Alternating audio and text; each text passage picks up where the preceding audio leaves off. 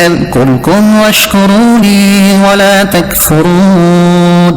ترجمہ، تو تم مجھے یاد کرو، میں تمہیں یاد کروں گا، اور میرا شکر ادا کرو اور میری ناشکری نہ کرو۔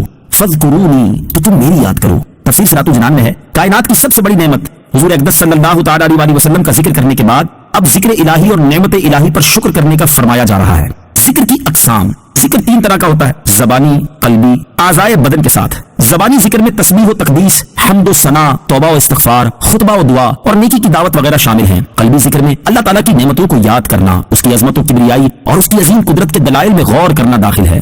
نیز علماء کا شرعی مسائل میں غور کرنا بھی اسی میں داخل ہے۔ اعضائے بدن کے ذکر سے مراد ہے کہ اپنے اعضاء سے اللہ تعالیٰ کی نافرمانی نہ کی جائے، بلکہ اعضاء کو اطاعت الہی کے کاموں میں استعمال کیا جائے۔ ذکر کے فضائل، بکثرت احادیث میں اللہ تعالیٰ کا ذکر کرنے کے فضائل بیان کیے گئے ہیں۔ ان میں سے 10 احادیث کا خلاصہ درج ذیل ہے۔ نمبر 1، اللہ کا ذکر ایمان کامل کی نشانی ہے۔ نمبر 2، ذکر اللہ دنیا اور آخرت کی ہر بھلائی پانے کا ذریعہ ہے۔ نمبر 3، ذکر الہی عذاب الہی سے نجات دلانے والا ہے۔ نمبر 4، ذکر کرنے والے قیامت کے دن بلند درجے میں ہوں گے۔ نمبر 5، ذکر کے حلقے جنت کی کیاریاں ہیں۔ نمبر 6، ذکر کرنے والوں کو فرشتے گھیر لیتے اور رحمت ڈھانپ لیتی ہے۔ نمبر 7، شب قدر میں اللہ کا ذکر کرنے والے کو حضرت جبرائیل علیہ السلام دعائیں دیتے ہیں۔ نمبر 8، ذکر کرنے والوں کی صحبت میں بیٹھنے والا بھی محروم نہیں رہتا۔ نمبر 9، اللہ کا ذکر کرنے سے شیطان دل سے ہٹ جاتا ہے۔ نمبر 10، اللہ کے ذکر سے دل کی صفائی ہوتی ہے۔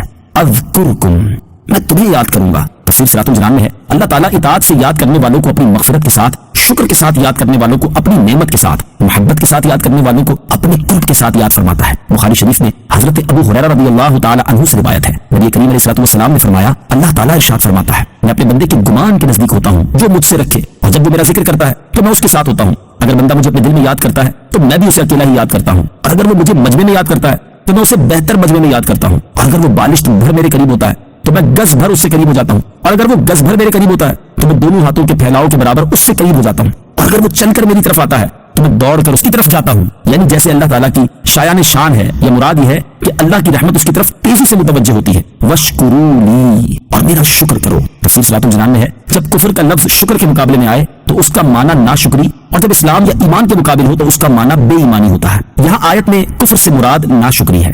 شکر کی تعریف، شکر کا مطلب ہے کہ کسی کے احسان و نعمت کی وجہ سے زبان، دل یا اعضاء کے ساتھ اس کی تعظیم کی جائے۔ حضرت موسیٰ علیہ السلام نے عرض کی، یا اللہ میں تیرا شکر کیسے ادا کروں کہ میرا شکر کرنا بھی تو تیری ایک نعمت ہے۔ اللہ تعالیٰ نے ارشاد فرمایا، جب تو نے یہ جان لیا کہ ہر نعمت میری طرف سے ہے اور اس پر راضی رہا تو یہ شکر ادا کرنا ہے۔ شکر کے فضائل اور ناشکری کی مذمت، قرآن و حدیث میں شکر کے کثیر فضائل بیان کیے گئے اور ناشکری کی مذمت کی گئی ہے۔ چنانچہ اللہ تعالیٰ ارشاد فرماتا ہے، لئن شکرتم لأزیدنکم ولئن کفرتم ان عذابی لشدید۔ ترجمہ، اگر تم میرا شکر ادا کرو گے تو میں تمہیں اور زیادہ عطا کروں گا، اور اگر تم ناشکری کرو گے تو میرا عذاب سخت ہے۔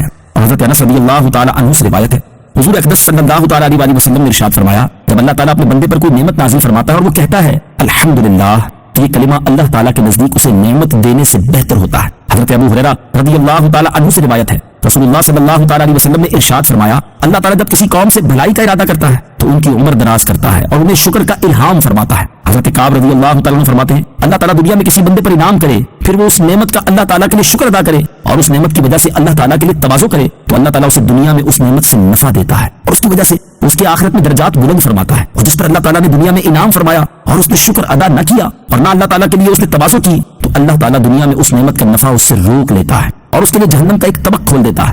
پھر اگر اللہ تعالیٰ چاہے گا تو اسے آخرت میں عذاب دے گا یا اس سے درگزر فرمائے گا۔